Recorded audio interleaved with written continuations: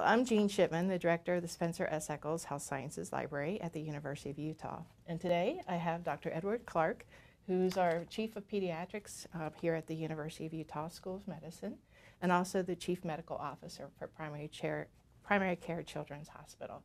And it's my pleasure to be interviewing Dr. Clark today in response to an editorial he had published in the Journal of Pediatrics in December entitled, "Waiting for the Next Shoe to Drop, Healthcare Reform and Academic Pediatrics." So Dr. Clark, I hope you're ready for a set of questions. And, Jean, I'm delighted to do it. And you know, I'm so glad that we have the opportunity to talk about this because having just come back from the academic pediatric meetings in Vancouver, Canada, this is a topic that everybody seems to be interested in. Oh, that's great. Nothing like getting instant feedback. Oh, it's really exciting. And it's exciting because people are recognizing that change is occurring and they're in their own institutions trying to sort out what does this mean for them. Well, let's back up a little bit and give me some of your background. What led you to writing this? What experience do you have that you could contribute to proposing such a proposition to the world? Well, I think I wrote it from a point of view of wanting to share experience. And I've been here in Utah now for 18 years as the chair of pediatrics and working with our colleagues both at the university and at Intermountain Healthcare. And we've anticipated that change is occurring. And so for the last 15 years or so, we've actually been embarking on transforming the way we deliver healthcare to children. And we've been doing that across the Intermountain system. And we've been doing it slowly and gradually. And finally came to the point of saying, you know what, we ought to tell people about what we have been doing. And while this is a single author editorial, it really reflects the work of scores, if not hundreds of people who have really been addressing this question of what's it going to look like in the future. Well, can you describe a little bit more about the Primary Children's Hospital Network and your experience and exposure to the network that they offer? Sure. And how that ties into this. And Jean, one of the exciting things about being here in Utah and working with Intermountain is that it is one of the high-value healthcare systems in the United States. There are 5 of them: Geisinger in Pennsylvania, the Cleveland Clinic, the Mayo Clinic, and Kaiser Permanente, and then the 5th is Intermountain Healthcare. Of those 5, the only system that has a children's hospital is Intermountain Healthcare. So we've been in a unique position in which we have been able to deploy our services across the system and work with the other 21 hospitals in developing a hub and spoke system for caring for children in Utah. And what have you seen up to this point in the pediatric care world? Why now is the shoe dropping? Well, the shoe is dropping because all across the United States, people are waking up to the idea that our current health care system is not sustainable. It's not sustainable not for political reasons. It's not sustainable because it costs too much. And therefore, we can't afford this unbridled expense that we are seeing both for children and for adults. So when change occurs, you're in a better position if you can modulate the change rather than having to wait for somebody to tell you what's going to happen. And it's being empowered that gave us the sense of, let's see how we can do it, make it work for our communities and in our region, and see if we can achieve some of those long-term goals. And I take it that perhaps you haven't seen a lot of effort on other system pediatric hospitals to look at the health reform changes that are transforming the other types of hospitals? Yes. May I be that blunt? You can be that blunt. In fact, people are conflicted. Hospital systems are conflicted because right now, the more you do, the more money you get paid. And what we're arguing for is do less, be more efficient, reduce the cost of care. So in some places, while the idea sounds good, if you actually do it, you threaten the bottom line of the hospital or the hospital system. The beauty here in Utah has been that Intermountain Healthcare has given us the freedom to be able to do this and has said, do the right thing. And so that's what the approach that we have been taking over the last years is to do the right thing. Well, I know you have a reputation of being a planner and a visionary, and was interested in the editorial that you briefly described, the scenario process that you use to articulate or try to describe the future. Can you explain how you came to that tool purpose and what the results of that have been? So the scenario planning tool that we use is STEEP, and the S stands for society, the T stands for technology, the E stands for environment, the next E stands for economics, and finally the last letter P stands for politics. And this is a tool that has been around for several decades. It's been used in healthcare before, it's used in industry, and I was intrigued with it because A, I could spell it, and B, it's the 5 criteria of 5 characteristics were relatively straightforward. Here's the challenge. We know things are changing, and if you only develop strategies, you're not really sure what those strategies are aimed towards.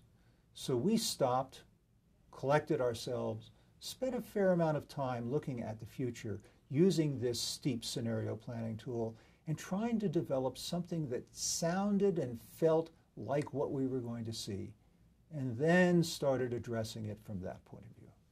And how did you steep people into STEEP? I mean, how did you, employ this? It really is a process. And while I would like to say we sat down and over about a 2-hour period of time came up with this, it was actually weeks and months of conversation. Sometimes structured, sometimes unstructured. Sometimes it was, give me your best ideas, and sometimes it was just listening to what people were saying and how they were thinking. And from it, we were able to distill some characteristics, some drivers in each one of these categories, which we thought were most likely to be present in our community in 2020. And of those 5 letters, which one do you think is going to have the most impact for the changes in pediatric hospital? Yes, I think that it's going to be the politics. It always is. It is always the politics. Politics trump everything else. And data that helps you understand the direction that we're going is very helpful. Now, I can tell you that one of the great advantages we have in our community is we have data. And we can use those data both to understand where we are today, the here, and we can project those data into the future to have it give us a sense of what is it going to look like there and then sometime in the future. And can you explain the data? What particularly is important? Well, we are, I like to describe Utah as a Darwinian Galapagos island. We're self-contained in some ways. We're very self-aware. And as long as we follow the laws of physics and evolution, we can do things here that would be more difficult to do in other places that I've lived. Well, I've been impressed with how you've wanted to share what you've done here at the University of Utah with others to encourage the national conversation about this topic. Where do you see, I know you've mentioned earlier you were in Vancouver, what kind of uptake are you seeing from your colleagues with the result of your editorial? It's very interesting to see how people are approaching this. I think that what I'm seeing is a bit like the Elizabeth Kerber-Ross's stages of death and dying. There are quite a number of people who really aren't sure that this is going to happen. They're in a sort of denial stage. And there's good reason for people to be denying this, because the last time we had a major proposed change in healthcare in the early 1990s, really nothing much happened from it. This time, however, is different. And the reason that it's different is this drive is based on economics, on an unsustainable cost for healthcare. There are some people who I've spoken with who just say, you know, I'm really angry that this is happening.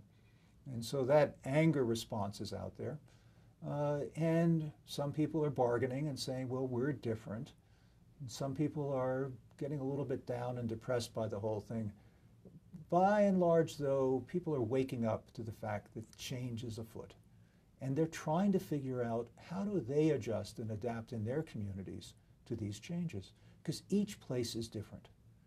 And so in this editorial, what I've encouraged people to do is look specifically at their communities and about their opportunities and how they would be able to adapt and adjust to change so that they can create a sustainable structure. Well, I'm going to take a moment and encourage the audience to think about the other videos that Dr. Clark has prepared with us that further highlight components of the editorial in more detail. But I'd also, as a librarian, love to understand how, using the data collectively, how can we create a place for that to reside so that everyone can get to it when they need it, so that they don't have to learn over and over, but can build on best practices. I would like to create templates that we can put online so people can see how we have thought about this, and then perhaps use those templates and adapt them for their own communities. We know that birth rate is different in different communities across the country. We know the aging rate is different. We know that the access to care and distances can affect how families would access care and where the barriers might be for them to getting to care sites. And so the principles that we've outlined in the essay, I think, are principles that can be used by folks across the country as they're thinking about what are they going to do in their community. That's great. So where do you go from here? What's your next hope with this editorial? What I have now found is that we have started the conversation. And colleagues around the country are saying, you know, will you come and spend a day or two with us and talk about this? And so I have some trips scheduled over the next several months to actually go to communities and meet with my colleagues, share with them how we've done it. I'd like to share with them some of the mistakes we've made, because I want them to make their own mistakes. They don't need to repeat the ones we've made here.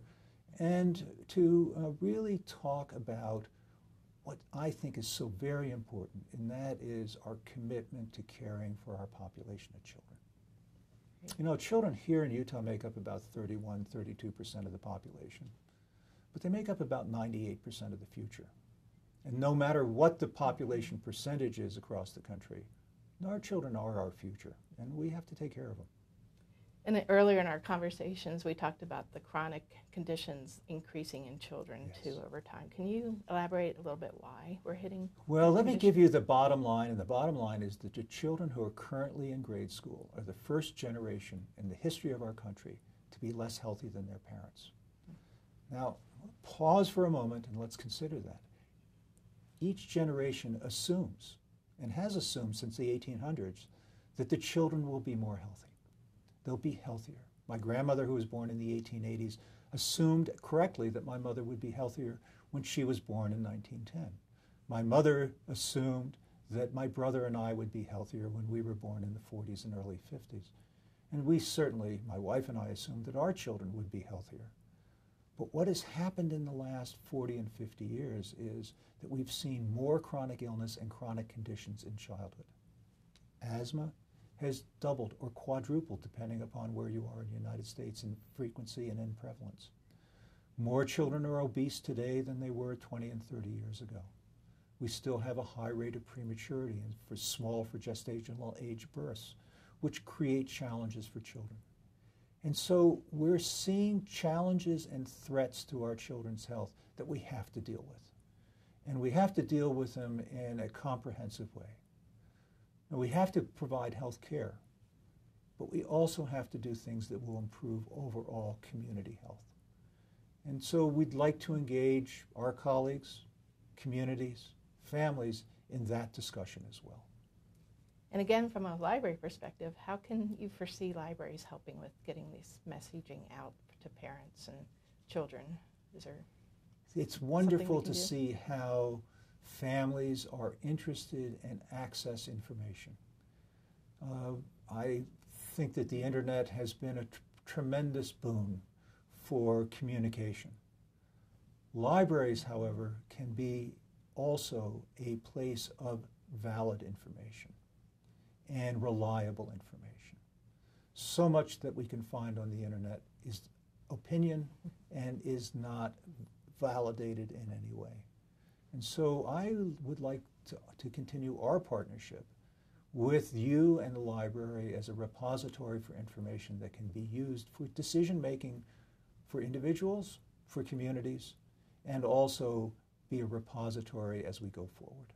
Well, that would be great. And that template you talked about, repository of what you find as a result of that, would be something we could easily do too. So, Okay, so Dr. Clark, what haven't I asked you? What have you learned from this experience? What else would you want to share?